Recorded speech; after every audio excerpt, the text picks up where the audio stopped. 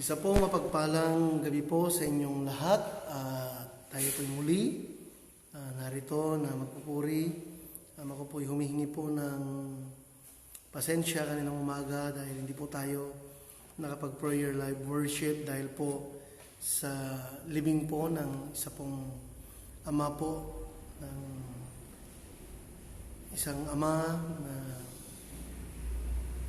ng member po ng family po na ng Kabanlig family, kaya po hindi po tayo nakapag prayer live worship. So sa gabing ito, sama-sama muli tayo na magkakaisa na magpupuri. Good evening, Sister Roslyn Jangjang. God bless po. Salamat po sa pakikisa sa gabing ito at sa bawat makikiisa, isang mapagpalang gabi po sa inyong lahat. Samahan niyo po ko sa pagpupuri at pasasalamat po sa ating Panginoong Diyos. Isang mapagpalang gabi po, Ate Miriam Garcia. God bless po sa inyo. At awitin po natin yung awitin pong Mighty to Save. Good evening, Sister Madam Mila Greenman. Hallelujah.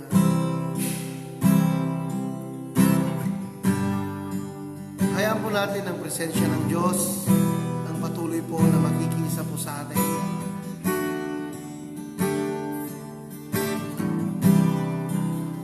Everyone needs compassion, love that never failing. Let mercy fall on me. Everyone needs forgiveness, the kindness of a Savior, the hope of nations.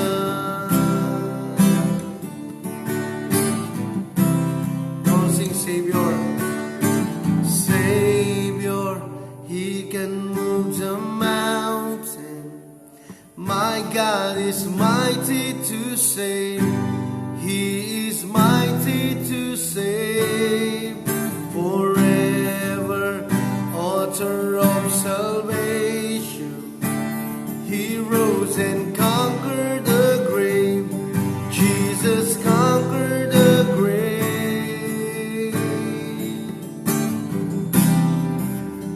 Take me as you find me, all my fears and failures. Feel my life again. Give my life to follow everything I believe in. Now I surrender.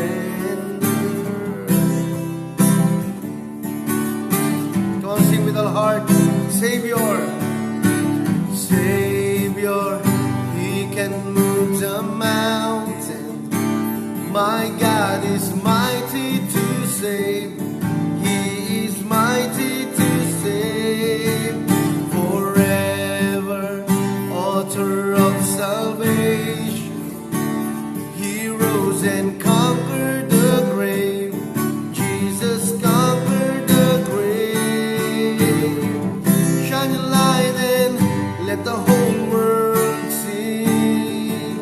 We're singing for the glory of the risen King. Jesus, shine the light and let the whole world see. We're singing for the glory of the risen King. Shine the light and let the whole world sing. We're singing for the glory of the risen King. Jesus, shine the light and let the whole world sing.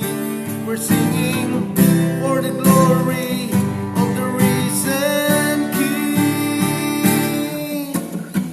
Shine the light and let the whole world sing. We're singing for the glory of the risen King. Jesus, shine the light and let the whole world see. We're singing for the glory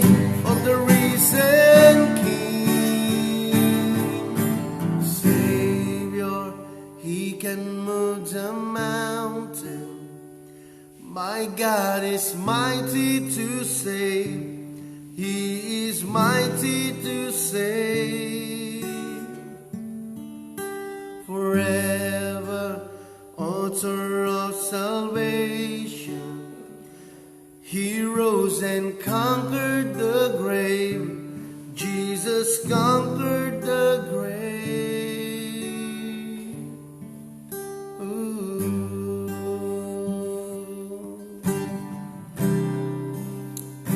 Hallelujah.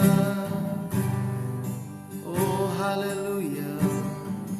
Patuloy po nating awitan ang ating Panginoong Diyos. Hallelujah. Glory to the name of the Lord. Hallelujah. Hallelujah. Awitin po natin yung awitin pong Through It All.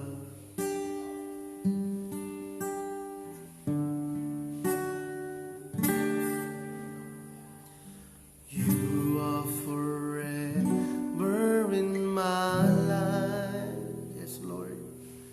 You see me through the season. Cover me with your hand and lead me in your righteousness, and I look to you, yes, Lord, and I wait on you.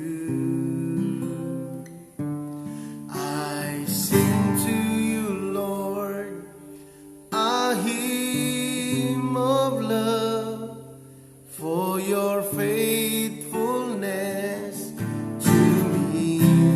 Come on, sing, I'm carried in. I'm carried in everlasting arms. You've never let me go.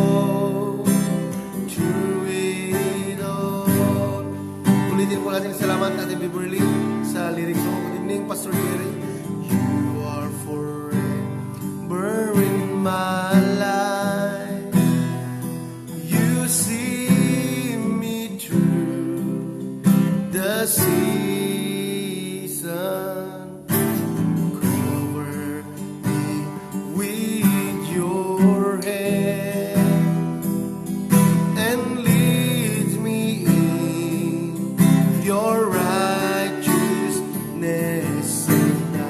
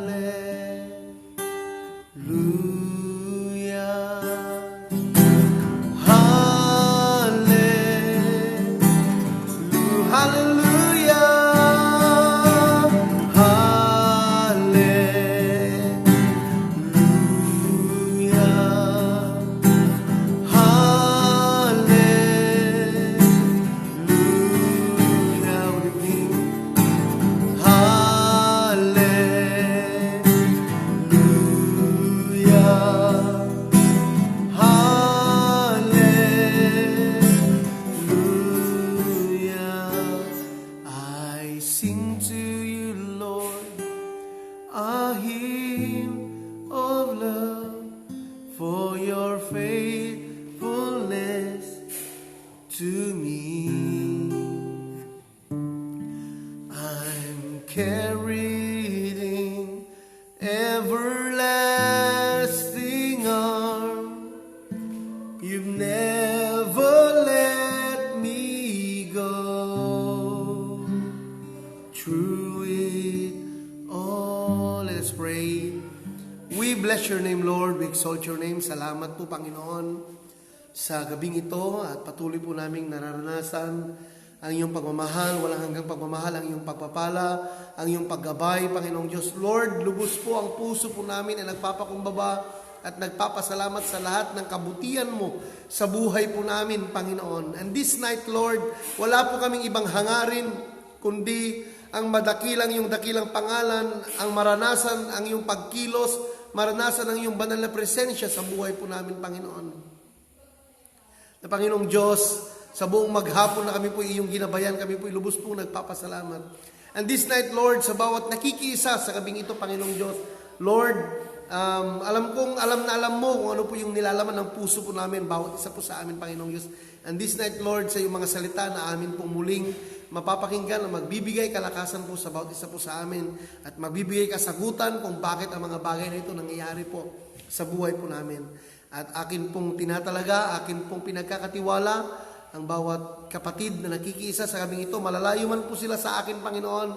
Nasa ibang bansa man, nasa ibang lugar man po sila, Panginoon. But Lord, I pray, Father God, na hayaan mo, Panginoong Diyos, ang iyong kamay na patuloy pong humawak. Hayaan mo, Panginoong Diyos, ang iyong presensya na patuloy pong magsalita sa aming pong mga puso at mararanasan po namin ang iyong pagkilos sa buhay po namin. And this night, Lord God, hindi mo po, wag mo pong hayaan, Panginoong Diyos, na matatapos po ang gawain na ito, Panginoong Diyos, na hindi po namin naranasan ang iyong pagkilos sa buhay po namin. Kaya, ikaw lamang po ang tinataas po namin at dinadakila sa gabing ito. Salamat, Panginoong Diyos. Ito po ang aming dalangin sa pangalan ni Jesus. Amen and amen. So, isang mapagpalang gabi muli sa inyo, mga kapatid. Good morning, good evening, Ate Jewel, Alexi, Alilin, Manang Rutlin, God bless po sa inyo, isang mapagpalang gabi. Ate Sunshine, Tuminis, God bless din po. Ate Alea, Sornip, Sister Rachel, Sumira, God bless po. Batch classmate, isang mapagpalang gabi din sa iyo. Salamat po sa pakikiisa po ninyo. Bro Adrian Iskiho, salamat din sa pakikiisa mo sa gabing ito. Isang mapagpalang gabi sa iyo, kapatid. Ate Valerie Rakuma, God bless din sa iyo. Sudara, God bless din sa iyo. Ate Pastor Paul, isang mapagpalang gabi din sa iyo, Pas. Ate Beverly, salamat sa iyong sa lyrics na sinin mo. Pastor Jerry Dichoso, God bless din po. Salamat din po sa pakikiisa mo sa gabing ito. Sir Carlos Agbanlog, God bless din po sa inyo. Salamat din po sa pakikiisa.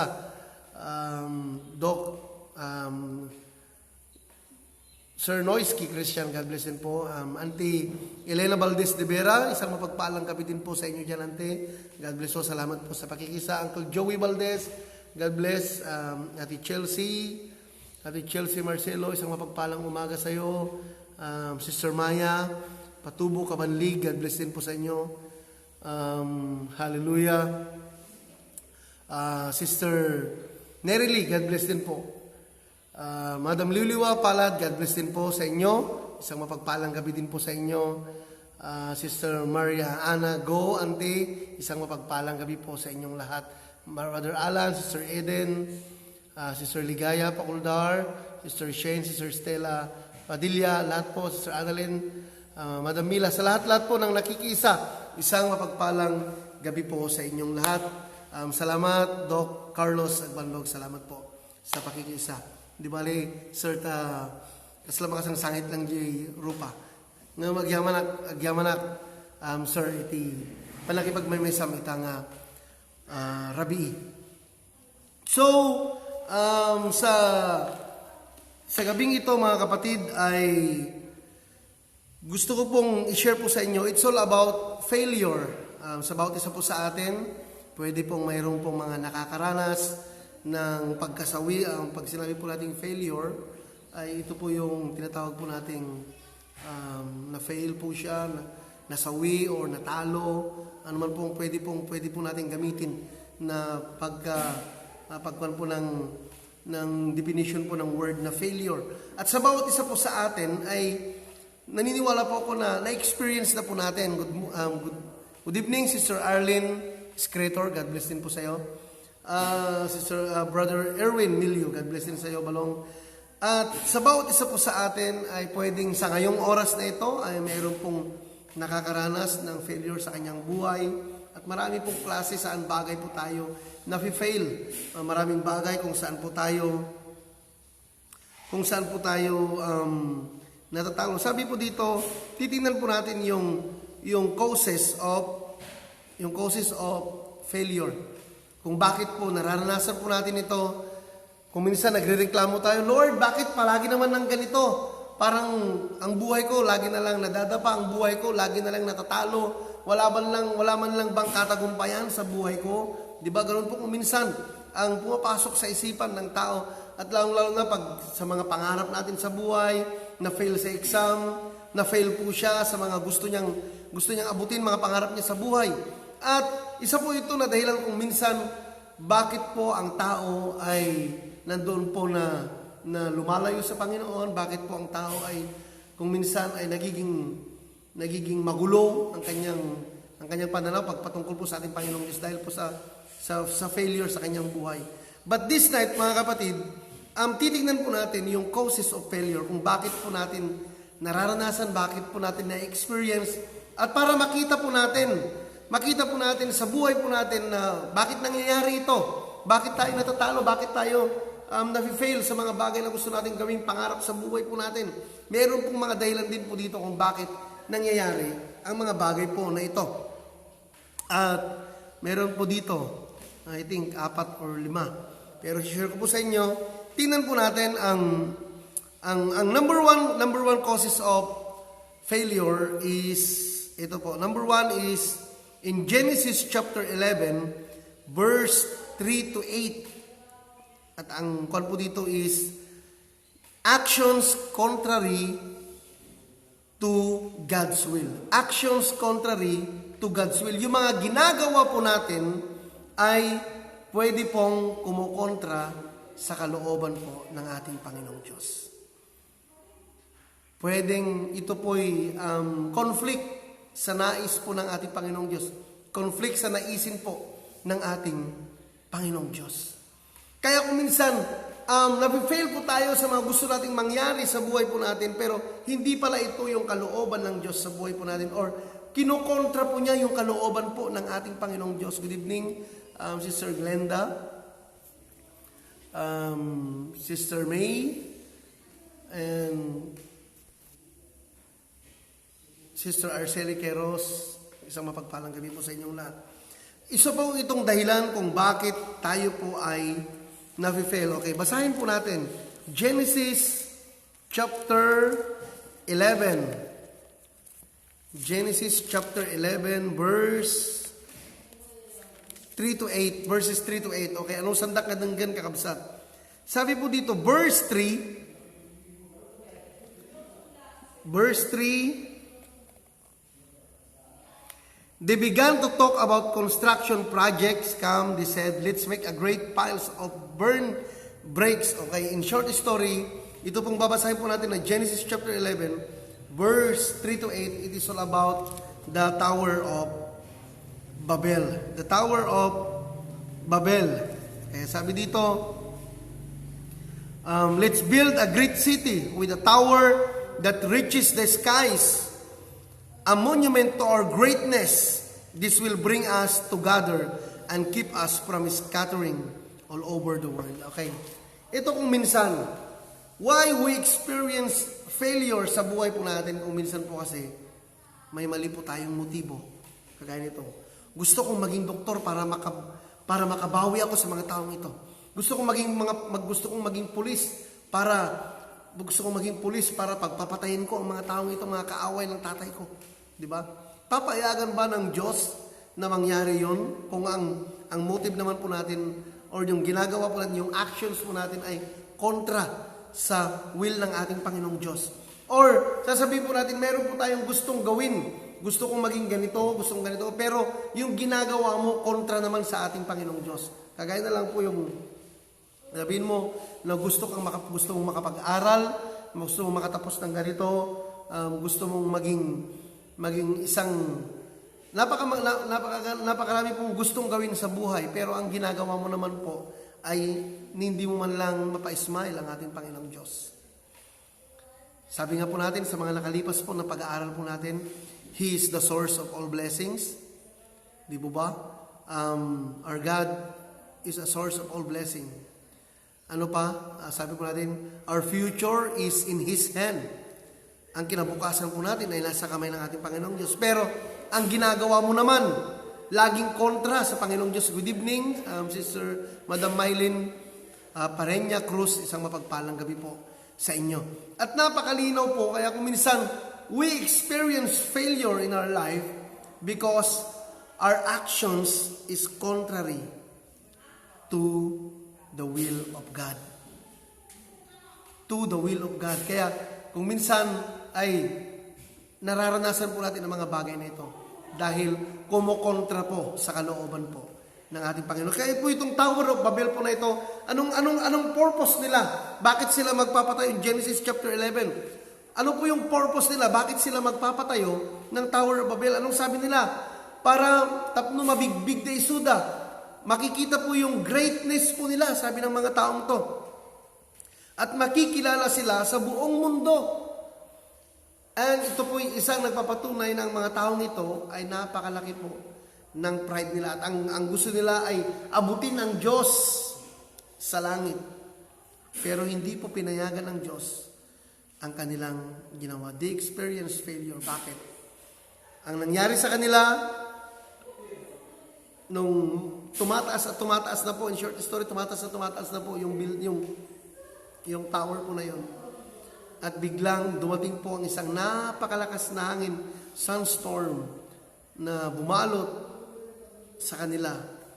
And then, nagkaroon po ng hindi na po, after that, na napakalakas na hangin, ay nagkaroon po ng, nung magsasalita na sila, nung mag-uusap na sila, ay hindi na po sila nagkakaintindihan dahil ang ginawa ng Diyos ay nagkaroon po sila ng iba't ibang klase po ng pananalita. At yun po, nag-away-away sila, hindi na po natapos yung tinutukoy po na Tower of Babel. At sa buhay din po natin, pag mayroon po tayong mga ginagawa, gagawin po, pero ito naman po ay kontra sa will ng Panginoong Diyos. Pinapakita na, sinasabi na po dito sa salita ng ating Panginoong Diyos na may experience po natin ang failure sa buhay po natin pag may mga motibo po tayo na hindi po kaaya-aya sa harapan ng ating Panginoong Diyos. Pag kinukontra po yung kalooban ng ating Panginoong Diyos. Good evening, Sister Madam Floreda Melican, Manang Margie Santiago, Sister Margie Santiago, isang mapagpalang gabi din po sa inyo. At napakaliwanag po doon na ito po yung number 1 is actions contrary to the God's will. Okay, number 2, good evening, Insan Gemo de Vera, God bless tayo. Number 2 is, ito po, napakaliwanag po itong number 2. Talagang may experience mo ang failure, ang fail, pag ito po yung ginagawa mo. Disobedience. Itisaan nga panagtulnog. Numbers chapter 14, verse 40 to 45, ito po yung time po na sinabi po ni Moses na wag na silang pupunta. Wag na silang lalabas dahil hindi nila kasama ang kaban ng tipan. Pero itong mga sundalong ito ay nagkaroon po sila ng katigasan ng ulo na kayang kanilang labanan dahil kakaunti lang naman yung kalaban po nila. Ano pong nangyari? Sila po'y pinagpapatay at namatay. Disobedience. Ano pa? Ang dami pong mga example po. Isa pong nakikita po dito napakagandang example ay kung sino pong nakakilala kay Akan. Kay Akan.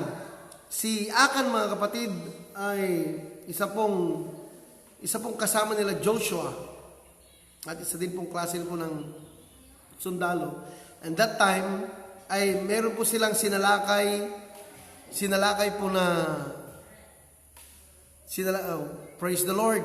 Salamat sa Diyos at nakalabas na po sa ICU. God bless po. At salamat sa ito pong si Akan, mga kapatid, ay binilin po ng ating Panginoong Diyos, pinag-utos po ng ating Panginoong Diyos kay Joshua na ang tatalunin nilang bayan po na yon ay lalagpasan lang po nila. Pag natalo po nila ang bayan na yun, wala po silang kukunin ni isang kusing, ni isang pera, kayamanan o naman pong bagay na mahalagang bagay ay iiwanan po nila. Pero ano pong ginawa itong si Akan? Ang ginawa po niya, dahil nabighani po siya sa napaka magandang nagmamayat, nagpipintas ang gagandang mga damit, alahas, nakita po niya mga bagay-bagay po na ito, at nasilaw po siya doon. At alam niyo kung ano pong ginawa po niya, kinuha po niya ito at itinago po niya ang mga bagay na ito. Pero anong bilin po ng ating Panginoong Diyos? Na huwag po silang kukuha ni anong bagay na pwedeng makukuha po doon sa lugar na yon. At alam niyo po kung anong nangyari in a short story. Nung pupunta naman po sila sa isang battle po na kailangan po nilang sakupin, alam niyo, kahit napakarami nila, ay kailangan hindi po sila nanalo. Natalo po ang mga Israel po na ito. Bakit?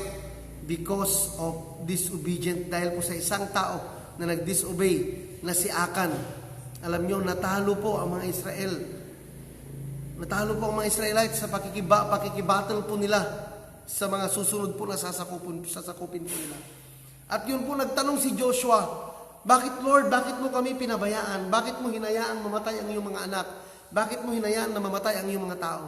At sinabi po ng ating Panginoong Diyos na meron pong nagkasala na hindi sumunod sa pinag-uutos po ng ating Panginoong Diyos.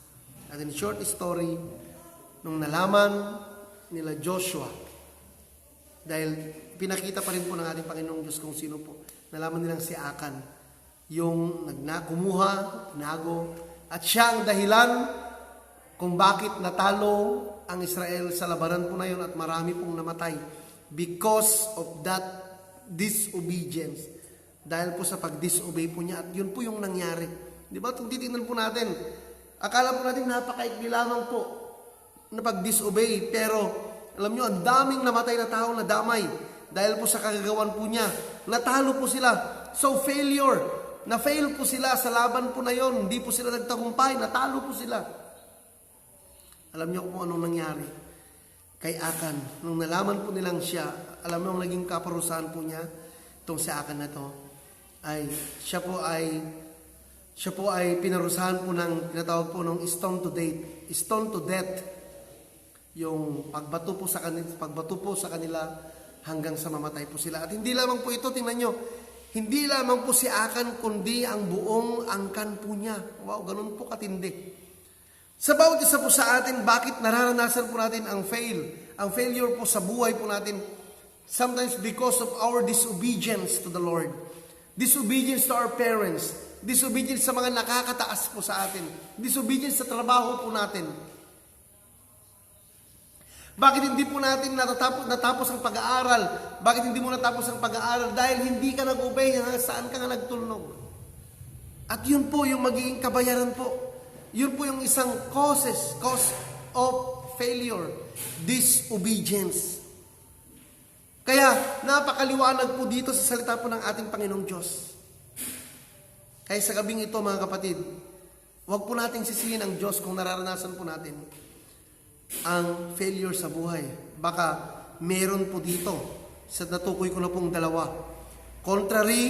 Actions contrary to God's will or disobedience. Ano pa?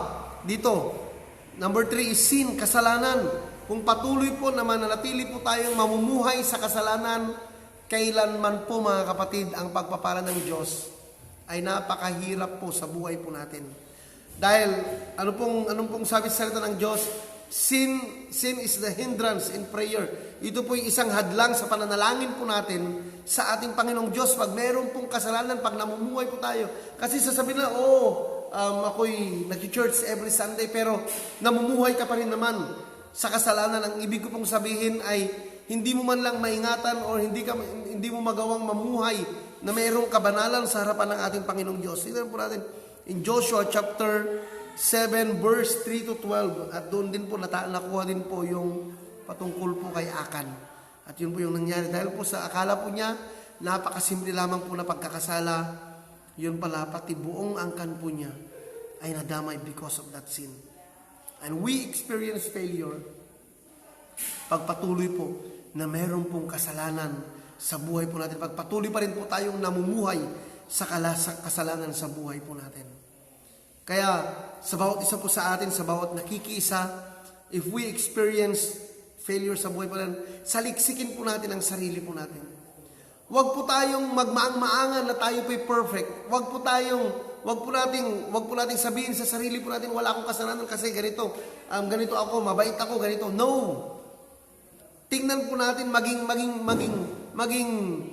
maging transparent po tayo. Aralin po natin, tingnan po natin sa sarili po natin kung talagang namumuhay po tayo sa kalooban po ng ating Panginoong Diyos.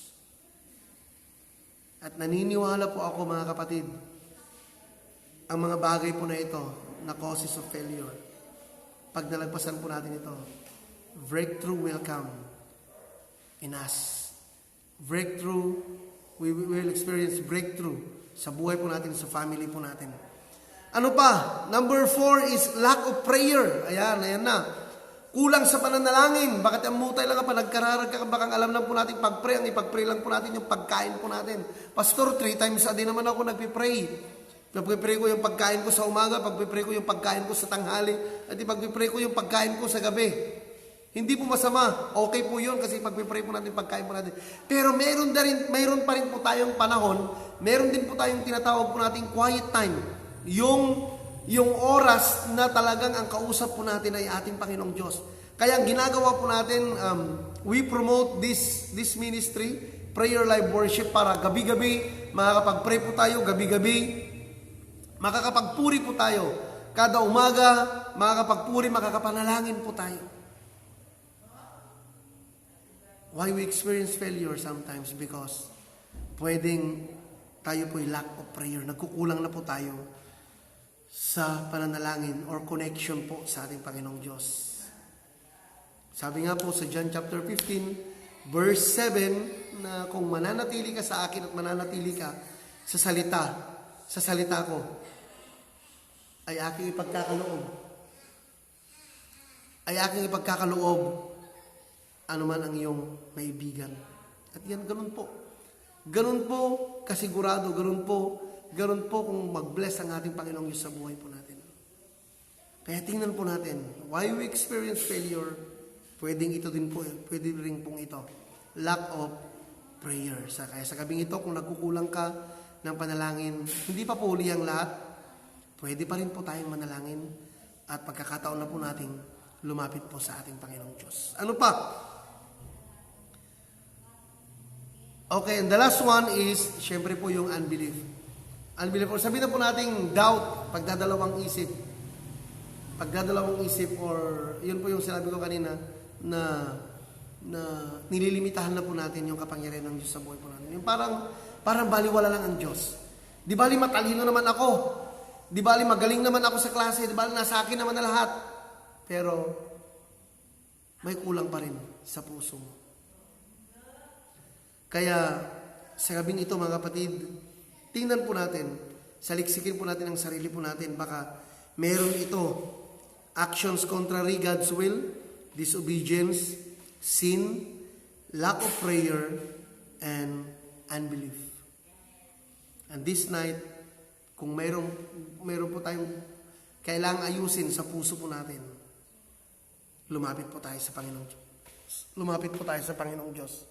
Kung meron po mga bagay na kailangan po natin gawin, lumapit po tayo sa ating Panginoong Diyos. Sige, Sister Glenda, pag-pray po natin. Good evening, Balong Ray Kalakaligong, Sister Haiji Alabat, Pastor Azel Saad, God bless po. At yun po yung kailangan gawin po natin. Kaya, bakit yung ministry ko hindi lumalago? Bakit yung buhay po namin ganito na lang, walang nangyayari? Bakit lagi kong nararanasan naranasan ang failure sa buhay ko.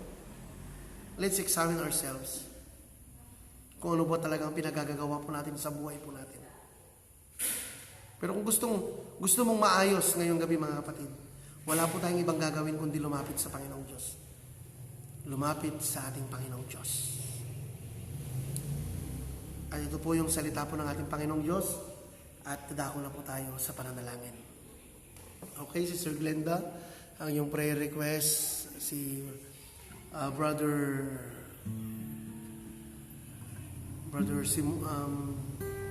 nalipatan mo, tinagan na ni Mr. mo, Mr. Glenda, pakitype na lang po. May mga ibang prayer request po dito. Pray po natin. Complete healing, nasa recovery na po yung dati po nasa ICU. Salamat sa Diyos. At tayo po sama-samang manalangin at lumapit po sa ating Panginoong Diyos. Hallelujah. Tayo po umawit po ng papuri and then sabay-sabay po tayong manalangin at ako na po yung magkuklose sa pananalangin. Yes, si Brother Dindo. God bless po.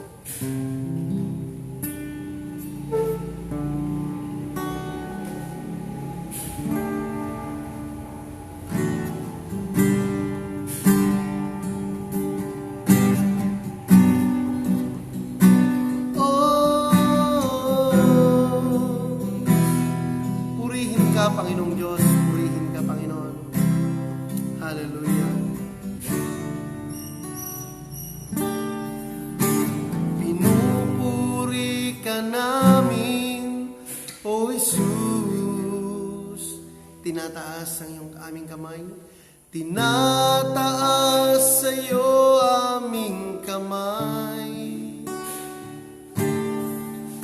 Pinapupurihan ka ng bagong awit at sinasamba ang tanging ngalan mo.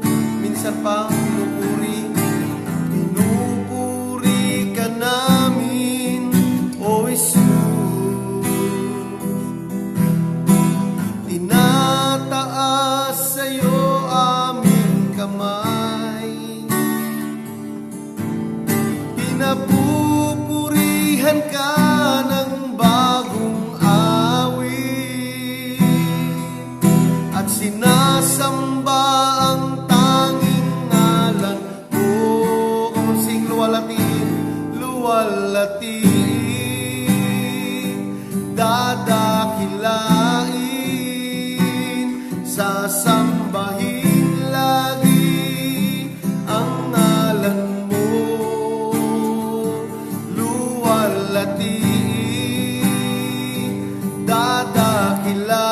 Dadakilain, sasambahin lagi ang ngalan mo. Luwalatin, dadakilain, sasambahin lagi ang ngalan mo. Ang ngalan mo. Purihin ka, Panginoong Diyos. Salamat po sa iyong mga salita na muli pong nagpaalala po sa amin. At sa gabing ito, Panginoong Diyos, Lord, patuloy mo kaming saliksikin. Patuloy kang magsalita sa puso po namin. Kung mayroon pong mga bagay, may mga bagay, Panginoong Diyos, na hindi po namin makita sa sarili po namin, Panginoon. At ito pala yung mga dahilan kung bakit na-experience po namin ang failure sa buhay. Lord, we ask forgiveness, Lord. Patawarin niyo po kami sa mga pagkukulang po namin. Patawarin niyo po kami, Panginoong Diyos, sa mga bagay-bagay na nagagawa po namin na hindi po kaaya-aya sa inyong harapan, Panginoong Diyos. At salamat din, Panginoong Diyos, sa pagpapaalala mo sa iyong mga salita sa amin, Panginoong Diyos, na pwedeng hindi mo kalooban yung mga ginagawa po namin. Pwedeng punong-puno po ng pride yung puso po namin. Pwede, Panginoong Diyos, na meron po kaming ibang motibo kaya ginagawa po namin ito. Kaya kung minsan nafi-fail po kami, Panginoong Diyos. But this night, Lord, we claim all the victory in our life, Lord God. We claim all peace, Lord God. We claim all blessings in our life, Lord God. Sa bawat isa na nakikiisa sa gabing ito, Panginoong Diyos. Father God, panalangin ko, Panginoong Diyos, na ikaw po ang patuloy po na magbigay ng sapat na kaalaman, patuloy po magbigay, Panginoong Diyos, ng sapat po na katagumpayan, ang aming pong mga kalakasan, ang aming pong mga pisikal na pangatawan ay aming pong pinagkakatiwala po sa inyo, Panginoon.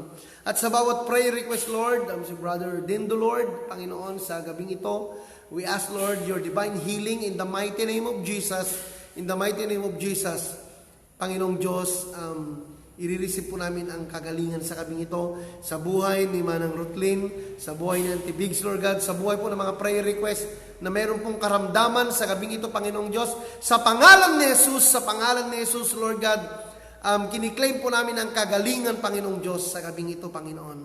At sa iyong mga salita na nagpaalala po sa amin, kung nakikita mo, Panginoong Diyos, na meron pa pong mga kasalanan sa puso po namin, patawarin niyo po kami. Patuloy niyo rin po kami, Panginoong Diyos, na turuan na mamuhay na ayon sa kalooban mo, Panginoong Diyos. At ganoon din, Panginoong Diyos, ang aming pong pananalangin sa inyo, ang aming pong connection po sa inyo, at ganoon din po ang paniniwala po namin sa inyo, Panginoong Diyos, na patuloy po kaming lalalim sa inyo, Panginoong Diyos. And even Lord, sa bawat isa na nakikisa sa gabing ito, Panginoong Diyos, malalayo man po sila, I pray, Father God, sa lahat ng kanilang mga trabaho, sa lahat po ng mga source of income po nila, Panginoong Diyos, hindi lamang po doble, kundi iti-triple nyo pa po sa pangalan ni Jesus. Sa pangalan ni Jesus. Sa bawat isa, Panginoon, na nakikisa, Lord, patuloy po naming mararanasan ang iyong sign and wonders and miracles sa buhay po namin, Panginoon. Ikaw lamang po ang tinataas po namin, Panginoong Diyos, sa gabing ito. Ikaw lamang po, Panginoong Diyos, ang pinapupurihan. And I pray, Father God, to all pastors, Lord God, sa lahat po ng mga pastor, kapwa ko, pastors, Panginoon, pagpalain mo ang kanilang mga buhay, Panginoon. Hindi ko po alam, Panginoong Diyos, kung ano po yung mga sitwasyon ng bawat isa. But Lord, tonight, you know their life, Lord God. You know their heart, Lord God. At ikaw ang patuloy po na mag-bless, patuloy pong gumamit po sa amin, Panginoong Diyos. And even, Lord, to all frontliners, Lord God, Panginoong Diyos, pagpalain mo rin ang kanilang mga buhay, kapulisan, kasundaluhan, healthcare workers, Lord God, mga teachers, Lord. Ikaw din pang patuloy pong magbigay po sa kanila ng patience, Lord God, at ganoon din pong pang protection po, Panginoon. Even to all students, Lord God, sa lahat mga estudyante, Panginoon, na nag-a-adjust din, Panginoon, at nahihirapan po sa mga modules and online, Lord God. Panginoong Diyos, we ask, Lord, we ask the heavenly wisdom na patuloy mong ipagkakaloob, Panginoong Diyos, sa bawat estudyante, Panginoong Diyos, bawat anak po namin, bawat mga mahal po namin sa buhay. At sa gabing ito, Panginoong Diyos, we claim all this prayer in the mighty name of Jesus. In the mighty name of Jesus. Salamat po, Panginoon. Salamat po, Panginoon, at patuloy mo rin pagpalain ng mga kapatid po na ito. Ang bawat kalusugan po namin, Lord, patuloy nyo kaming palakasin. Patuloy nyo kaming pagalingin sa lahat po ng mga karamdaman, Panginoong Diyos, sa pangalan ni Jesus. Sa pangalan ni Jesus. Maraming salamat, Panginoong Diyos. Maraming salamat sa katagumpayan po ng gawain po namin sa gabing ito, Panginoong Diyos.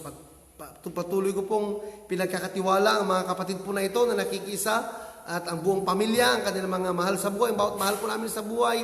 Lord, dagit no dapat dagiti saan nga na isalakan ngayon, may tibiyag apo, Lord, sa gidom dagiti puso daw, Diyos. Ito apo, madaydayaw itinagan mo, Diyos.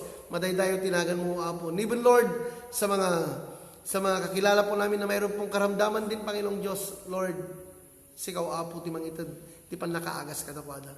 Agyaman kami, o apo, ti kinaimbag mo, madaydayaw ka, o Diyos. Madaydayaw ka, agyaman kami, dagito iti kararagmi, tinagan na po mi Jesus. Amen and amen. God bless po sa inyong lahat at maraming salamat po. Salamat, Sister Madam Floreda Milican. God bless po. Sister Mercy Miguel. God bless po. Isang mapagpalang gabi sa iyo. Bro Philip Sarmiento. God bless kin ka, kabsat. Sister Judy Laruya. Salamat din po sa pakikisa. Sister Glenda. Sister April Rose Gonzales Bautista. God bless din po. Salamat sa pakikisa. Balong Ray Calcaligong. God bless. Sister IG Alabat, Pastor Asel Saad, Sister Maggie, salamat po sa pakikisa. Ninang Lia Nalupa, God bless din po, salamat po sa pakikisa. Sister Lisa Dransyang, God bless din po, salamat sa pakikisa. Sister Edeline K. Aguilar, God bless. Brother Lord Midriano, God bless din po. Sa lahat po ng nagkikisa sa gabing ito, maraming salamat. Salamat po, Pastor Jerry, Sister Mylene, Madam Mylene Cruz, Sir Arceli, Madam Mila Greenman, lahat-lahat po ng nakiisa sa gabing ito. Ate Sunshine. God bless po sa inyong lahat. Pagpalain po kayo ng ating Panginoong Diyos. At sa mga pahiga na po sa kanilang mga bed, ang Panginoong Diyos ang magbibigay po ng napakasarap pong tulog ninyo at muling bagong kalakasan muli bukas. At sa mga pupunta pa lamang po sa work, ang Panginoong Diyos ang mag-iingat po sa inyo. God bless po sa inyong lahat at maraming salamat, Auntie Elena De Vera. God bless po. Lahat po ng nakikisa, God bless po sa inyong lahat. Sister Shane Manistela, God bless po. God bless. Maraming salamat po. God bless po sa inyong lahat.